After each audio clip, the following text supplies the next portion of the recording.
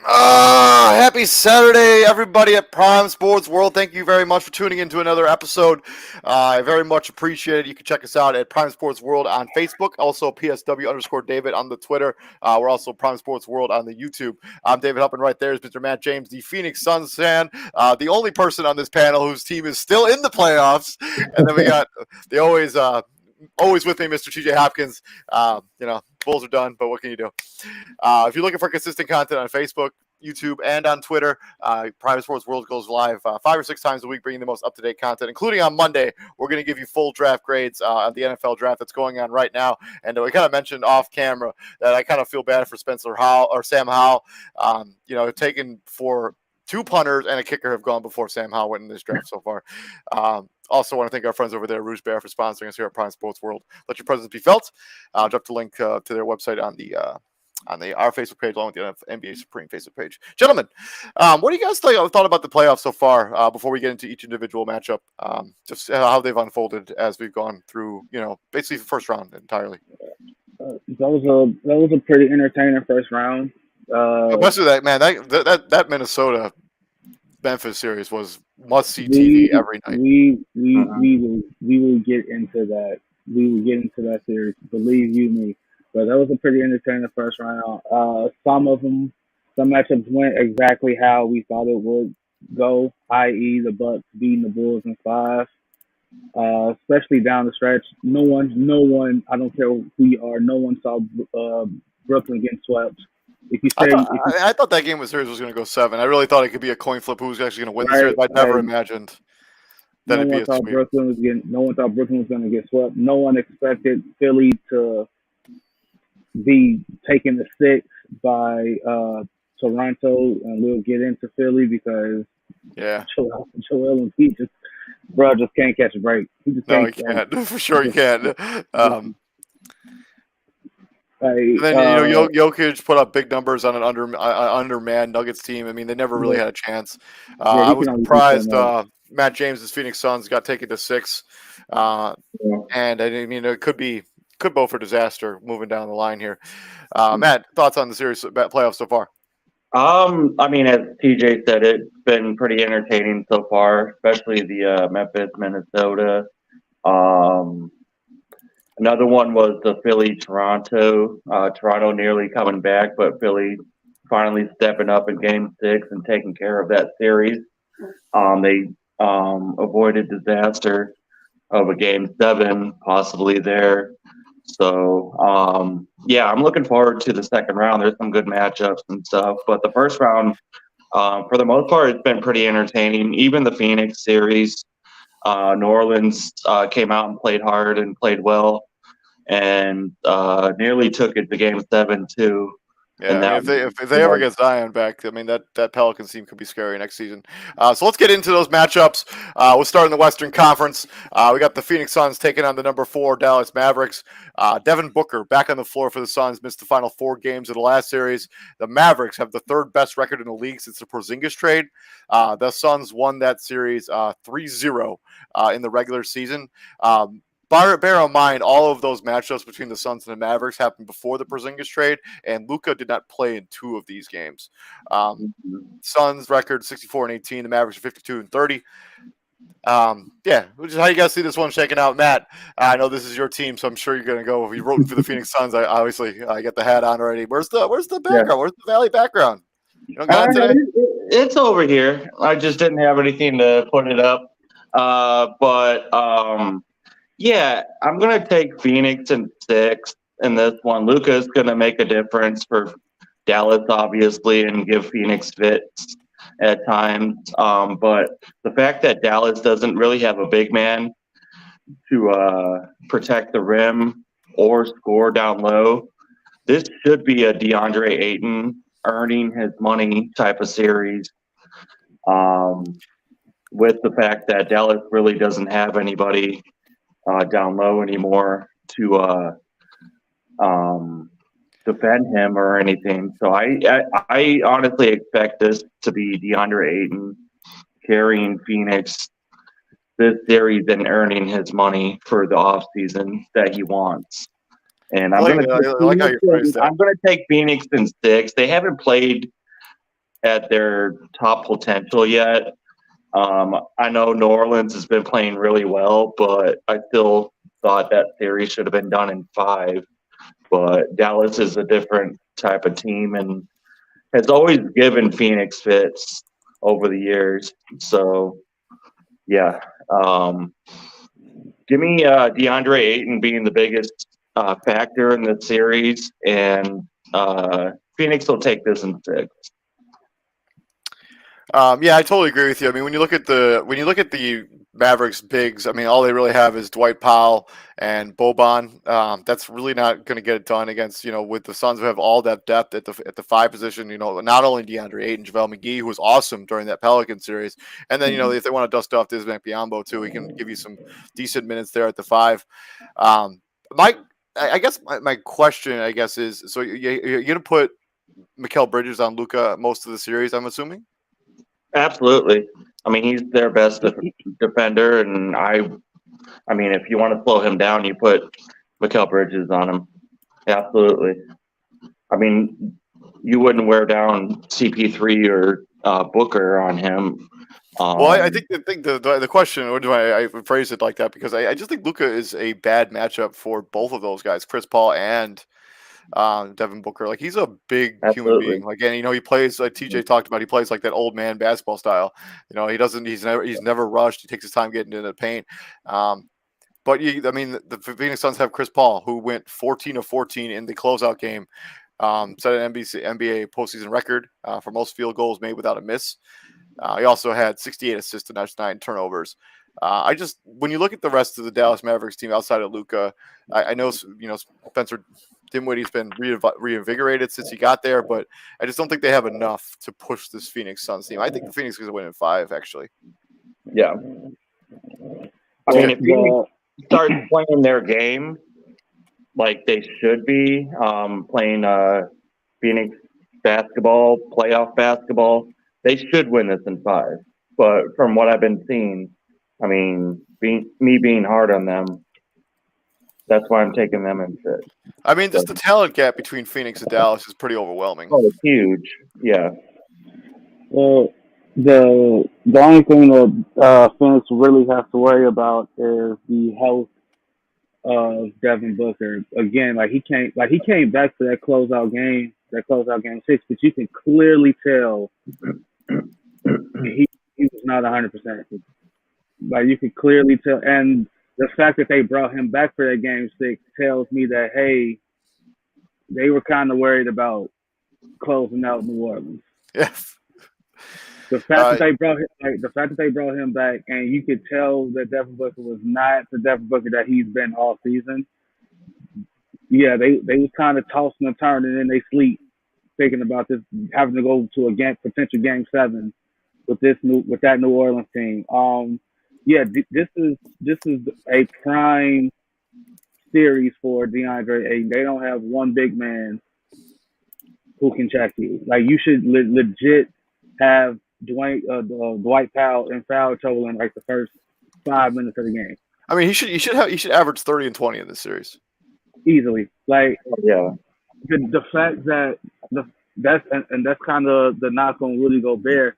He was never able to punish the Mavericks or any team really when they go small against him. They put Luka on Gobert because they know that Rudy Gobert is not an offensive threat outside of lobs and offensive putbacks.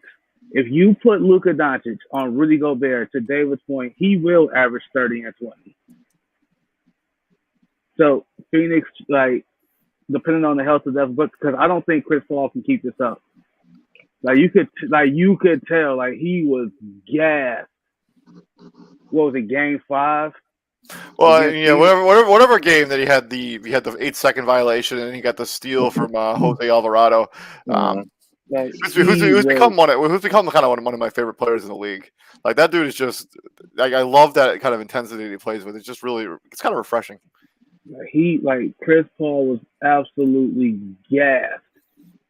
And you can see it on his face. They go into halftime, he's just standing there, huffing and puffing, hands on his knee. He was absolutely out of it. He was just gassed. The fact that he finished the way that he did is a miracle in itself. 14-14 in the closeout game. Anytime you're in a conversation with Wilt Chamberlain, yeah, you did something right. Yeah, But most baskets ever made in a playoff game ever. Yeah, you did something right. But I'm gonna take Phoenix. I'm gonna say Phoenix in 6. I think Lucas can get them 2. For the Yeah, I I think Luka's going to get them one game. I think they'll win game 3 in Dallas. When you look at the talent level between these two squads, it's just immense. Like Phoenix has depth coming off their bench. I mean, as long as nobody gets hurt, obviously, knock on wood. But like, and I think Mikal Bridges should have won Defensive Player of the Year in my opinion. But Mikal Bridges can give Luka a little bit of fits, even though he's a little bit undersized for Luka. But Mikal Bridges is an elite defender. And he's not just gonna see Mikal Bridges. Like Jay Crowder's gonna touch him up. Yeah. Trying to think who else they got. Cam Johnson's gonna guard him. I mean, they got Torrey Craig too. Torrey Craig's gonna be out there guarding him a little bit too. Yeah, so like they're gonna do their damnedest to make Luka's life that much more uncomfortable. Because I mean, they have to. He's the straw, right? Like you take him out, then yeah. So we've all picked the Phoenix Suns to win this series, right? What would be the scenario? I know, Matt, you probably don't even want to think about this. What scenario exists where the Mavericks could pull this off? Like, what would they have to do on offense / defense to pull off this upset? Because it would be a pretty substantial upset if they were able to knock off Phoenix, given the talent level of these two rosters. What would the Dallas Mavericks need to do in order to win this series? Booker being out and Luka having an insane series, to be honest. As TJ said, he'll take probably 2 games for Dallas. And then if Phoenix doesn't step up and play, I mean, they could potentially fall in this series because they honestly, as I said before, they haven't played to their actual potential just yet. So, I mean, something to where they just feel like they already won this series and just, waltz in here and Dallas comes in and takes it. Especially if they come in and take game 1. That'll throw things in a 180. If Dallas comes in and takes game 1 on Monday, that could be a huge factor into the whole thing. TJ. What they would have to take, well, I think Chris Paul would have, withstanding injuries, without getting hurt. Yeah, without somebody getting hurt. The wheels would completely have to fall off. Like for the Phoenix Suns, like Chris Paul would have to have an awful series. Devin Booker was still because Devin Booker's already hurt, right? He would just have to become unplayable on the defensive end, because that's what I would do. Like I would find whoever's guarding him, whoever he's guarding, I'm like, hey, go right at him. I want to see how strong that leg is.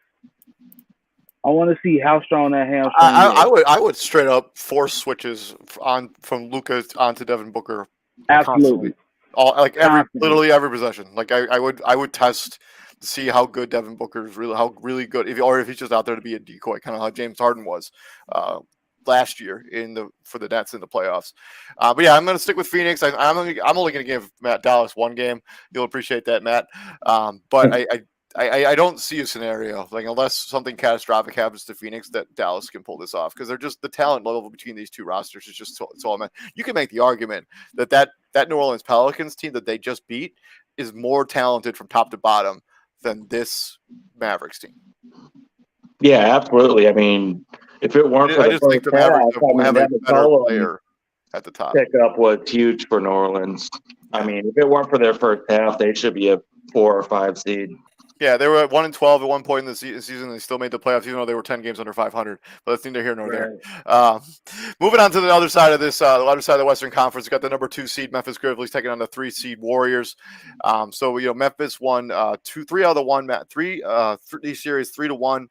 Grizzlies 56-26, Warriors 53-29. The major questions that I look at going into this series is how will Memphis try to combat that new Warriors death lineup, and then how will the Warriors guard Morant? Do you think they're going to throw Draymond Green on him for a majority of this series, or do you think it'll be a mixture of him seeing different people constantly to kind of spice it up?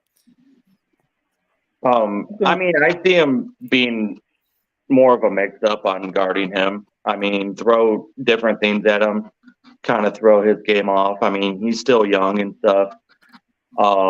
With Golden State's experience,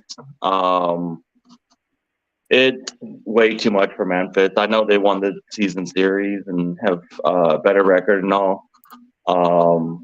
But even with Jay Morant, I'm going to take Golden State in 6 in this one and win this one at home in game 6. They just got too much experience and talent up and down the roster in actual series to lose this one to Memphis. Yeah, so I think the playoff experience of the Golden State Warriors is going to be where it's going to be big here. I mean, because you have a Memphis Grizzlies team where basically everybody on the roster outside of Steven Adams, who's been out of the rotation, doesn't really have a lot of playoff experience. This is like he's back in the rotation. No, he cleared the safety protocols. No, he was never. Well, I just read on that he was in the protocols That must have just happened. Like the only reason he fell out of the rotation against this Minnesota article was written on the 30th, which is today. Right. Yeah, but I know he fell out of the rotation because he was just not a good fit for that matchup, right? Yeah, that's why he fell out of the rotation. Against Minnesota. The scouting report on them right now says he's in the health and safety protocols. I don't know if that's just trying to save face, which it could be. Because they're going to need to bring Steven Adams back. I just think the inexperience of this Memphis Grizzlies team is going to be their downfall. And that death lineup where it comes to, Steph Curry, Jordan Poole, Klay Thompson, Andrew Wiggins, Draymond Green, it just presents so many matchup problems for Memphis. Like they just don't have a lot of answers for what they're going to be rolling out there. Because, the Jaren Jackson Jr. thing, like him being an elite defender is kind of negated because they're going to be shooting threes. Like there's not going to be people driving at the rim all that much against the.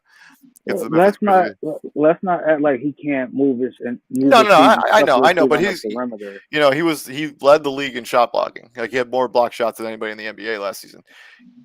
This season, and I'm pretty sure all of that wasn't just people driving straight at him. Like the guy can cover he can cover on the perimeter. Yeah, right? You're not wrong. But I imagine that only a third of his blocks came off something like that. So that new death lineup, let's not act like Memphis can't counter it, right? Like if Golden State goes to that lineup and they did what they did against Denver in their close game, like they started the game with that lineup. They was trying to go straight for the knockout punch, early, short, quick to the point. They was trying to get that game over and done with. And what happened was the complete opposite. Denver killed them. Yeah. Denver killed them on the boards. So like that is the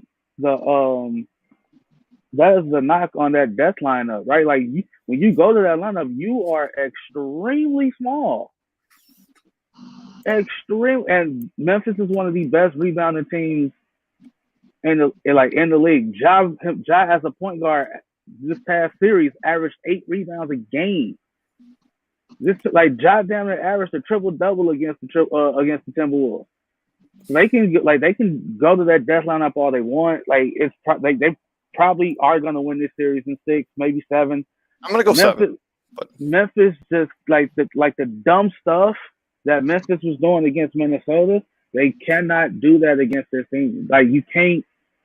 You can't just, all right, we're down big. Okay, well, I'm confident we can come back. No, if you get down big to Golden State, you're gonna stay down big. There is no coming back. They're not gonna take their throat off the jugular. Like it's gonna be over. No, they are they will continue. Like you get down 20 is gonna turn to 30 pretty quick. Why? Because they're not just gonna settle for it. They're not just gonna come down and jack up threes every chance they get on offense. Minnesota, they're not going to do that because they're up big and they feel like whoever shoots a 3 and hits is going to be the knockout blow that they need to get the other team to wave the white flag. the John Morant question that you asked, David, is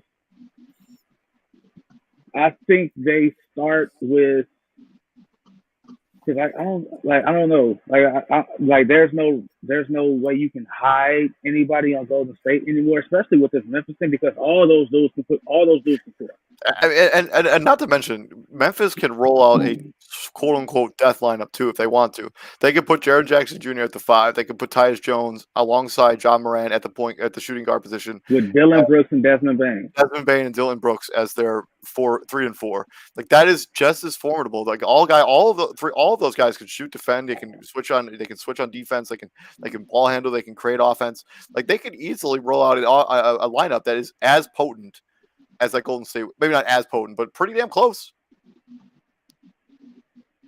Exactly. The only difference is like you said, like the youth and inexperience, right? Like this is the furthest that Memphis has gone in 7 years. 7. They haven't been past the first round in 7 years. Right? 2014. 2015, something like that. Yeah, somewhere in there. Like they haven't been past the second round in 7 years. First round in 7 years. With Golden State, you just now because you got things rolling and whatnot, don't take this team lightly. Don't do that. Please don't. Yeah, I think you saw Minnesota kind of sleeping a little bit on Memphis. You get up big and then you just let 20-point leads slip away. Like, well, I kind of feel like I actually kind of thought that was the opposite. I kind of feel like Memphis took Minnesota lightly. Yeah, I mean maybe. And because like Memphis being the 2 seed, Minnesota being the 7 seed, had to play in the play-in to get that 7 seed. Like Memphis probably thought like, all right, we're just gonna show up. Like we're gonna, like it might be tough, but eventually like we're better than them, and like they showed that Minnesota just played just dumb basketball. Just flat out, they just play straight up just dumb basketball. Like, how do you blow a 25-point lead twice in the same game? The same game, bro. Like twice. Like you at that point forward, like, you did not deserve to win. But John Morant has to show why he was in the MVP conversation. He cannot have another series like he just did. Like he was awful. He was god awful outside of one game against the Minnesota Timberwolves. Like, and that was game 2. I mean, he was pretty good. He was pretty good in game 6. But like, and game 5, yeah. But he, as a whole, his series, he struggled. He did not have a good series. Like Desmond Bain was the best player for Minnesota, for Memphis. And Dylan Brooks had his moments too. But yeah, I'll take the Warriors in 7. Would it be shocked if Memphis found a way to win this series? No, I wouldn't be. No, it wouldn't. No. Because it's the same thing. Like I'm finding somebody to attack to attack Steph Curry off the dribble. And I'm like I still don't think Clay is as healthy as people make him out to be. So I'm going right at him too. I'm trying to see how long can your legs last. I'm trying to grind this out. Absolutely. So moving into the Eastern Conference, where things have gotten very interesting over the last 48 hours, the Miami Heat, the number 1 seed, will take on the Philadelphia 76ers. Joel Embiid out indefinitely with a fracture of his orbital bone in his face and a concussion. He has to miss a minimum of 5 days with that concussion. He has no real timetable for his return. Jimmy Butler reunion with a few of his teammates, former Sixer teammates, Tobias Harris and Joel Embiid. I'm sure there were other teams around that team when Jimmy Butler was there, but those are the only guys I can think of off the top of my head. The team split the regular season series 2 games apiece. The Heat 53-29, the Sixers 51-31. Let's talk about predictions. I'll let TJ go first. Hey, this is Miami and Philly. Yeah. Miami get up 2-0. Joel Embiid coming back. He gonna mask up, nut up, and he gonna try to play through this. I'm calling it right now. They get down 2-0 to the Miami Heat. He's coming back. That's it. That's all. That's the only. I mean, yeah, it would like. I mean, this becomes a major James Harden series, right? Like James Harden is going to need to pick up the pieces that Joel Embiid left. Like this passive stuff that James Harden has been playing with all this season, it's not going to fly now in the playoffs, especially since now Batman is no longer there. right? And let's be honest, this is why you traded. This is why you traded for James Harden. Right, Yeah, outside of the sure. obvious, outside of the obvious, getting Ben Simmons out the room. This is why you traded for James Harden. Man, Bailey Zapp went before Sam Howell. Anyway, sorry. I was just if you don't know who Bailey Zapp is, he's a quarterback out of Western Kentucky who has like a crazy arm. But he broke Joe Burrow's touchdown record. But 62, he threw for 62 yards, 62 touchdowns last season. And he threw for basically 6,000 yards. But you want to know why I wasn't talked about? Because Western Kentucky, like they always have a quarterback that just goes like super throw crazy, but they never amount to anything in the NFL. But anyway. Anyways, yeah, I'm just man. If Miami is, they catch Sam a break. Howell went to the Washington Commanders just now. Good for him. Cool. They catch a break. Miami catches a break. Like that is a huge. I guarantee they're going. Oh, we ain't got to play. We're most likely not going to have to play Joel Embiid. They're counting their lucky stars. They're like. I mean, Bam Adebayo is a very good player, but Joel Embiid is the best big man in the league. Come on, man. Hey, come on, man. Like Bam on his, and no disrespect to Bam Adebayo whatsoever. Bam on his best day. Couldn't handle Joel Embiid, man. On his best day, whatever you think Bam Adebayo's best day is, come on, like the level in disparity between those two is insurmountable, right? Like, again, me and David, we talked about this. Like Joel Embiid, everybody's so fawning over his offensive touch. Joel Embiid's defense is not talked about enough. I mean, he was a runner-up for Defensive Player of the Year a few years ago. I mean, yeah, the dude, he can really play. So yeah, if Miami, it becomes immensely more manageable out the gate. You don't have to say there's no low post threat. Who am I worried about? Who is Doc Rivers gonna dust off to try to guard? I don't know who they even have. I'm taking a look at their depth. I mean, come on. Millsap?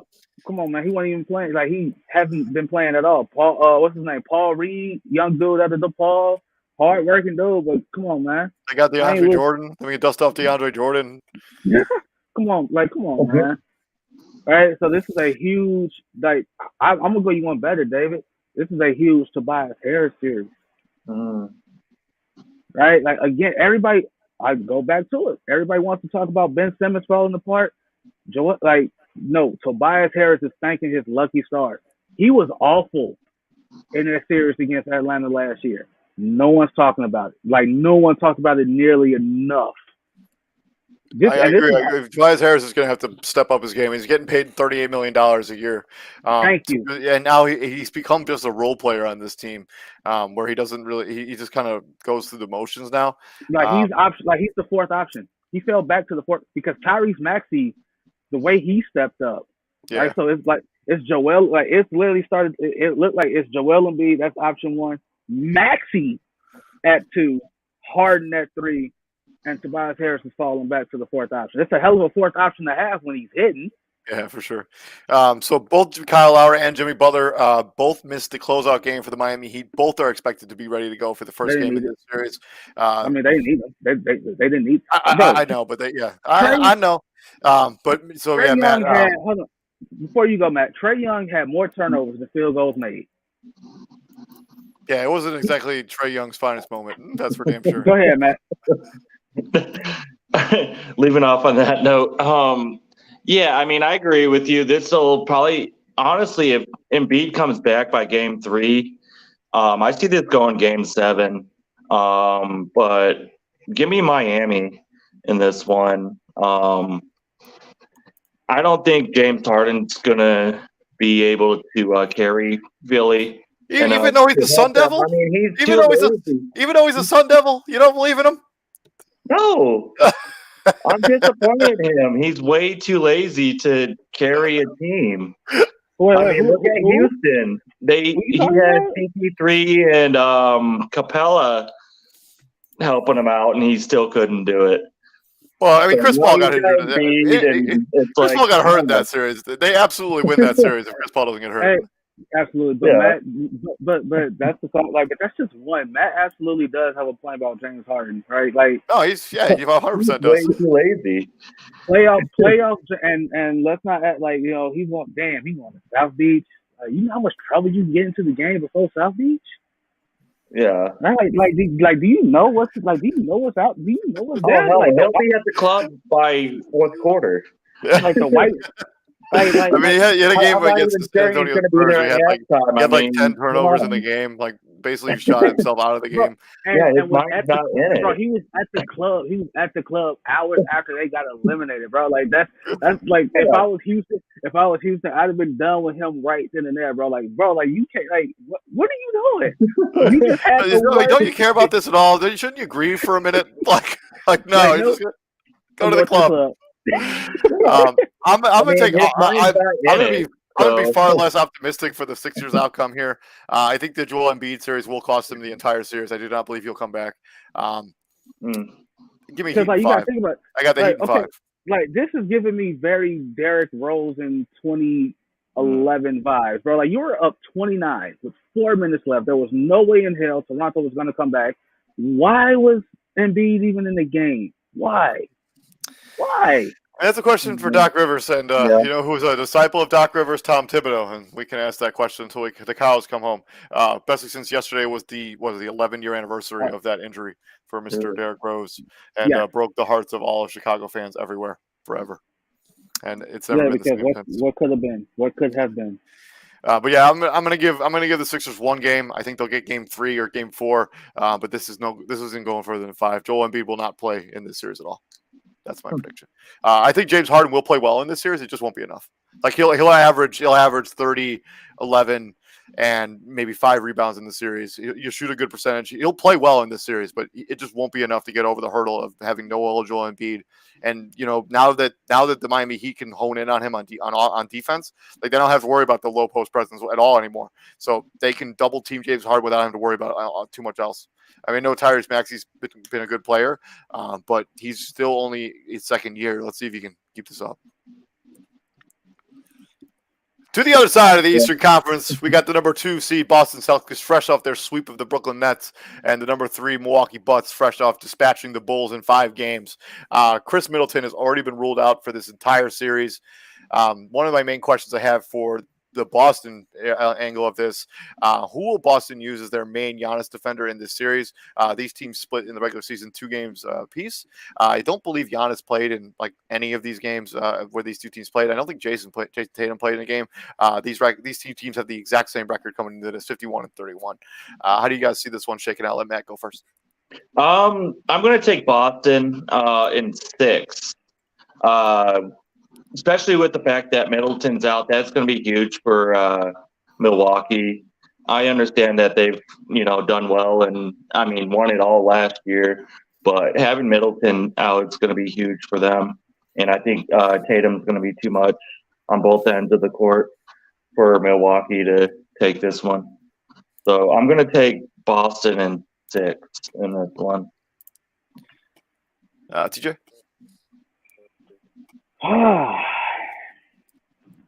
Only thing I'm mad about is why is this the second one now series? Why couldn't this be the Eastern Conference Finals? Like that's the only thing I'm mad about with this one.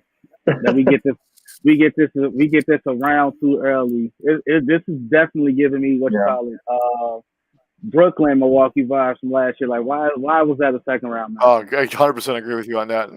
I think whoever wins this series is going to the finals. Absolutely, and I wouldn't put it past them. So everybody wants to be like, y'all saw what Boston did to Brooklyn and KD. Why can't they do that to Giannis? Because they can't. Have you like Giannis doesn't have bad playoff games. Like he just doesn't. Yeah. Like he just puts up crazy numbers all the time. Like the dude is the hardest working player in the league. Also, and he's not relying on his jump shot, which can be hit or miss even for the best players in the league. Like look at Kevin Durant's series; he struggled from the field in that series. He was bailed out by a pretty good game 4, but the rest of the series, man, he played pretty kind of like trash. And this is one of those like styles make fights, right? Brooklyn is more of a finesse team. Boston's Yep. physical. Boston's a physical team. Milwaukee's a physical team. So they're gonna be like, you want to play rough. Okay, Mhm. don't act like I we mean, can't yeah. do that. No, I Don't, mean, nobody, potentially nobody does that better than the Milwaukee Bucks. I mean, when you put Bobby Portis in the starting lineup, I mean, they're rolling out like Giannis, Bobby Portis, Brooke Lopez, Drew Holiday, Wesley Matthews. Like that's a tough-minded that's starting a front tough. seven. That's a tough five, bro. Hey, and it's Yeah. a big. So I'm assuming that's gonna be like as long as Chris Middleton is out, that's the five for them. That's the five for Milwaukee going forward. Yep, I agree. Yeah, and I I don't. think you bring Grayson Allen off their bench, who's a tough-minded player too, along with Pat Connaughton. Pat Connaughton. Like these are all guys that are tough-minded. Serge Ibaka, who's a tough-minded player. Um, yeah, So like you got so like you this got is the Drew Milwaukee team's Holiday. not going to back down from some physical play. Like they're just not No, going to. you got Drew Holiday. You got Wes Matthews, man. Giannis Portis Lopez. Going up against Marcus Smart, Jalen Brown, Jason Tatum, Al Horford, Rob Williams the second or the third. like come on, okay, so like let that's like the front court matchup. That's all that matters. Like you got to ask, all right, who's gonna guard? Like who do you throw on Giannis? That's the most important question. Who's guarding him? I think it starts with Robert Williams. It's probably what I do at the beginning. I put Al Horford on Brooke Lopez. I put one of the Jalen or Jason on Bobby Portis, and then Marcus Smart could check Drew Holiday. Because I was like what's my Wes Matthews is like he's the quote unquote weak link offensively for the Bucks, and let's not act like we're not asking you to create your own shot, dude. We're asking you to be a spot up knockdown shooter He can still because do that. and he can still do that because they're going to be so focused on collapsing the pocket around Giannis that all the rest of the guys got to do is hit their shots. Now I get it; it's a big ask, it's a tough ask to ask Bobby Portis, especially Bobby Portis and Grayson Allen, to continue the high streak that they got on against the Bulls. That's why I asked in the group chat. I hope they have that same energy for Boston that they have for Chicago. Well, I think they will because this is not a Milwaukee team that's been like Giannis doesn't allow his teammates to take nights off. Like he puts a lot of pressure on his own teammates, like to play hard every single game. It Like doesn't like it's when you watch Giannis, like his work ethic and his play style is infectious. Like the dude just plays crazy hard, and I think that rubs off on all the other players on the team. Like all of those guys play hard. Like Brooke Lopez completely revitalized changed up his entire career, like his entire play style. Like he went from being one of the best post presence in the NBA to a guy who's a good defender now who can hit the three on a regular basis. Like Brooke, yeah, like Brooke Lopez's renaissance as a player has been pretty outstanding to watch. Well, yeah. Brooke Lopez. Well, first of all, he was always better than his brother. He was always better. Come on, that's not even a debate. What is that? No, but watching them. Watching them both coming out of Stanford, like they both started at Stanford, right? They were both the starting center / power forward for Stanford. Brooke Lopez offensively was miles better than Robin, but Robin was always the better defender. Okay, I'll give you that. Right? With that being said, I picked Milwaukee to win it all. I'm not gonna back down on it. I think Milwaukee's gonna win this in 7 games. The Chris Middleton thing, it makes it dicey, but I just can't bet against Giannis. I'm just not going to. Like he's been the best player in the playoffs the last 2 seasons. Like give me Giannis to go to the Eastern Conference Finals and probably go back to the NBA Finals again. And this is a matchup where I go right to Drew Holiday, and I'm like, hey man, anything we get from you offensively is icing on the cake. I'm gonna need you to try. I think he's too small to guard Jason Tatum. I think he's too small to guard Jason Tatum. I mean, they got Giannis for that. I think Giannis will check Jason Tatum for a majority of the series. But that's what I was getting at. I think I throw Drew Holiday on Jalen Brown. Yeah, I agree with that. 100%. So I'm gonna ask like, yo, Drew, whatever we get from like, it's the same thing against like how he did Phoenix. Like Drew, you're gonna guard Devin Booker. Whatever we get from you offensively is just icing on the cake. Plain and simple. So what I are couldn't the? agree with you. What you said? You said Milwaukee and what? I'm taking the Bucks in 7. Matt, you had Boston in 7, right? Correct? 6. 6. Yep. I'm not betting against you, honest. I just can't. I'm not betting against. I can't do it. I can't do it. Milwaukee and I'm going Milwaukee and 7. Yeah, I mean, I had Boston, Phoenix in the final, so I can't go against Boston. I mean, that prediction is looking pretty good right now. Let me tell you. I mean, obviously, Golden State or Memphis. Well, got to get past Dallas, but yeah. Obviously, if you're Milwaukee, like you want to steal one of these games in Boston, right? Like you got to steal game 1 or 2, right? I think the priority should get game 1. Like if you can like deflate this energy that Boston has going on right now, because they're undefeated in the playoffs, they haven't lost a game yet, and then you immediately come out and punch them in the mouth, take game 1. Well, and it's the not narrative like changes. it's right, and it's not like it's out of the realm of possibility. Like we literally saw game 1, Kyrie single-handedly kept that crowd at bay. Like when there's no energy, I don't know the name of their stadium. Like I don't know the name of their Garden, right? TD Garden. Okay, so still technically still the Garden. So like as long as that crowd is like not in it, and like as long as Milwaukee goes, because Boston's gonna go on a run. They're gonna go on some runs. Milwaukee just has to match those runs, and they have the player to shut anybody. The minute Giannis dunks on all 5 of the Boston Celtics, that's going to shut the whole crowd up. Yep. So yeah, give me Milwaukee in 7 games. Moving on from there, we got our GOAT Talk NBA conversation segment. This is playoff-based GOAT Talk. TJ, why don't you tell us what we're going to be getting into here? So these are 2 players. They went on runs in the playoffs for their respective team, where they probably don't get to where their team ended up without these guys going absolutely crazy. And the thing is, they are not. Well, one of them wasn't. They're not the quote unquote star player of the team. So player 1. Hold on, let me open up Microsoft Word real quick so I can write this down. Because I'm gonna try to predict who the players are. Matt's never. Yeah, Matt's never done a GOAT Talk, so so he doesn't reveal the players until after. So you have to pick based on the resume. Right. So based on the resume, I like list off their accomplishments, but because this is strictly playoffs, I'm picking the 1 year they had like a solid playoff run. Okay. And you gotta so like this one legit might be a little harder. All right, come on. Mm-hmm. So, but if I say player 1, David, you're gonna get him because of like literally like the first 2 teams he played for. So I'm not. I can't really do that. Like that's for sure.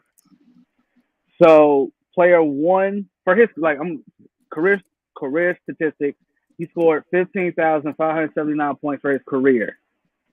That's 15 points a game. He had 5,433 rebounds. That's 5.2 a game. And he averaged literally 1.1 steals a game for his career. Okay. The playoff run I'm looking at for him was in 2009. He played in 24 games, scored 19 a game, 6 rebounds, and 3 assists. Shot 78% from the free throw line. I'm going to round it up 40% from 3, and I'm going to round it up to 45% from the field. He played in 41 minutes a game. 2009. 24 games in the playoffs that year. 45% from the field, 40% from 3, 78 from the free throw line. Scored 19, 6, and 3 assists. In 24 games. In 24 games. Lamar Odom? It is not Lamar Odom, but you're in the right ballpark. It is not Lamar Odom. Okay. Who's the second guy? Player 2. Huh. He's like, huh? I'm trying to figure out the first one.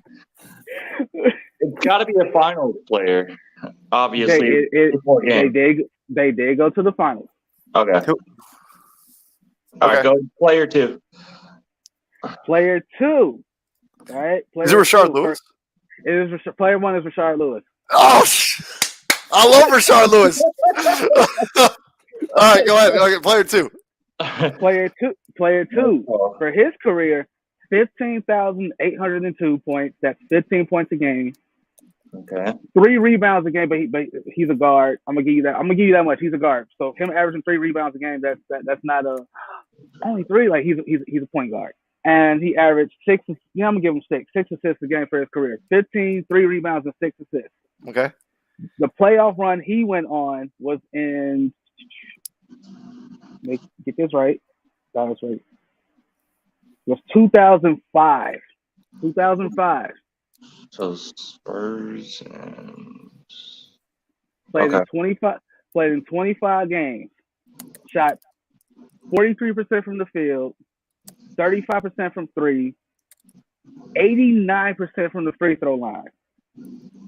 Averaged 18, 6, and 4 in 25 games in 2005. wasn't Bruce Bowen.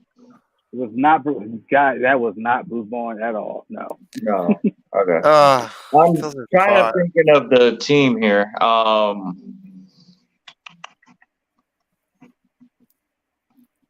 mean, Ginobili averaged more than that, didn't he? Especially, it is Ginobili. It is not Ginobili. Oh, okay. Am I in the right team or no? No, it's the team Wasn't they played. the Spurs in the finals in 05? Yeah, they were, but it's the team they played against. So they played Detroit in 05, right? Yes, they did. Yeah. Okay. So it's got to be Rip Hamilton, right? It's not Rip Hamilton.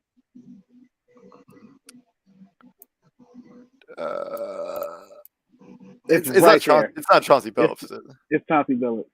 Okay. So player 1 is Rashard Lewis, the nightmare, and player 2 is Chauncey Billups. I guess if we're putting their resumes side by side as players, like the go talk of who I would take as their careers, as much pain as it causes me to say this, I'm going to take Chauncey Billups, and it's not all that. But that playoff run, that Rashard Lewis playoff run. That's what I'm talking about. Like strictly just that one, that 1 year in the playoffs. That playoff run, it's Rashard Lewis. In 2009, man, Rashard Lewis was incredible in the playoff. 2009, Rashard Lewis. Hedo Turkoglu. Like, I know Dwight Howard gets a lot of the accolades for carrying that team, but Rashard Lewis and Hedo Turkoglu and Rafer Alston was their starting point guard because remember Jameer Nelson got hurt and didn't return until the finals. And a second year Courtney Lee. Yeah, and they also had Petrus, right? Mikal Petrus. Yeah. So you gotta keep in mind those Detroit teams, right? That's what that was the height of their mini dynasty. That's the Detroit team that went to 3 or 4 Eastern Conference Finals. Yeah. Right. They and the 2005 season they're coming off a championship year, which is why I couldn't use Billups. I couldn't use 2004 because he won the chip, and Rashard Lewis didn't. He just went to the finals. So I had to pick a year where they the stats are kind of similar. 19 versus 18. What's half a point? Not a lot. And in 2000, and so Rashard Lewis and their career numbers are eerily similar too. Wow. Yeah. So you got to keep that. Rashard Lewis should go to the Hall of Fame, then, right? Well, not him being a 2-time All-Star like that. Not I'm just being facetious because if you guys know me pretty well, I'm a huge fan of Rashard Lewis. I love Rashard Lewis. So Matt, that's what the GOAT talk is. I take two random players. I name their accolades and some stats, and you guess. You got to guess the player and pick which player you would rather have. And the beauty about it, we never do Mike, LeBron, Kobe, LeBron, Mike, Kobe because those talks are done to death, and we're not going to do it. If you want to have that conversation, the internet is full of it. Like literally, you could go to any sports group on Facebook, and if you want to have a deep dive into LeBron James conversation, you can go and have a good time. Social media is all over it. So the last time we did the Go Talk, it was like a Final Four Go Talk. Yeah, and it was Jay Carmelo? Williams from. No, it was Jay Williams from Duke versus Christian Leitner from. Oh yeah. It was Jay Williams from Duke versus Tyler Hansbrough from North Carolina. Right, because they were right, and that was a little bit easier because I did their college careers versus just a year. So yeah, Go Talk is awesome. We can also incorporate Go Talk into. Man, I can't believe I guessed that Richard Lewis. I mean, I can't believe I made that Richard Lewis. I cannot believe that, dude. Okay, so and Matt, what I normally do is like I name the teams they played for to make it a little bit easier. If I came out the gate and said player one played for the Seattle Supersonics and the Orlando Magic, that's dead giveaway. Richard Lewis. Oh yeah, I can't do that. Then he played for the Wizards. If you said Detroit on Chauncey Billups, I mean, I wouldn't guess. Boston first. He played in Boston first, right? Boston, and then Detroit. Billups? Yeah. No, Billups played in Denver.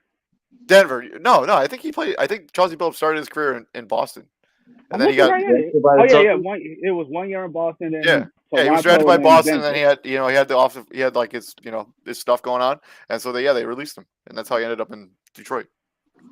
So 15 points to get you gotta keep in mind one dude is 6'10", the other one is how tall is Chauncey Billups? 6'3", 6'4", 6'3", and they both scored over 15,000 points a game. Like their point totals, they both had 15 points a game. You never said which player you would pick. Which run do you think would you take with this Go Talk? I took Richard Lewis. Who? They both. You got to think about it, they both went to the finals, but they both lost in the finals. Well, I mean, for their runs in those respective years, obviously Richard Lewis, but player overall, I'd take Chauncey all day. Okay, so Dave was gonna hit me. I gotta go with Billups. I gotta go with Chauncey because he was the most important player on those Pistons teams. Like this is a guy coming. This is a guy coming off of a Finals MVP. He's coming. When you talk about the totem pole, that Orlando Magic totem pole, Richard Lewis is probably the third most important player on that team. In terms, Dwight Howard, Hito Turkoglu, 1, 2, and then Well, I don't know because you're also asking Richard Lewis to shut down the opposing team's best players. So you got to ask yourself, what's more important, like his defense or Turkoglu's playmaking? I don't know. I mean, when you have Dwight Howard, I mean, he makes up for a lot of defensive lapses, but he doesn't exactly make plays. Like, give me Turkoglu. I think Hito Turkoglu is as a man who loves Richard Lewis, I'm gonna take Hito Turkoglu. But yeah, that's been our round 2 preview, along with some Go Talk conversation. Hope you guys enjoyed this. We'll be back breaking down the series as they continue to unfold. I'm waiting for the MVP award and Coach of the Year award to get dropped. I think that's probably going to happen on Tuesday/Thursday. So that's what I was confused with. Are they not doing the ceremony thingy anymore? I don't know. I kind of thought that was going to be a thing, and then all of a sudden all these awards are getting announced. So I guess they're. Because the NFL does, the whole award show, but the NBA, I don't think the NBA ever did an award show. Anyways, I think because Jordan Clarkson got his award last season. That was more of a recent thing because Westbrook got named MVP at the ceremony. Giannis got his at the ceremony. They named all the awards. It could be a post-COVID thing. Oh. Yeah. I think maybe. Because maybe they just don't want to put a bunch of people in the same room and deal with all the COVID protocols. That makes sense to me. But yeah, we're going to be doing a whole award show where we break down all the guys who won awards. Congratulations to the players that have won awards already so far. But we're also going to break down this series as it goes on Monday. We're going to be giving draft grades to every single team as the draft is winding down here. They are in round number 6. 5. They're in round number 5. So we'll do breakdown on Monday.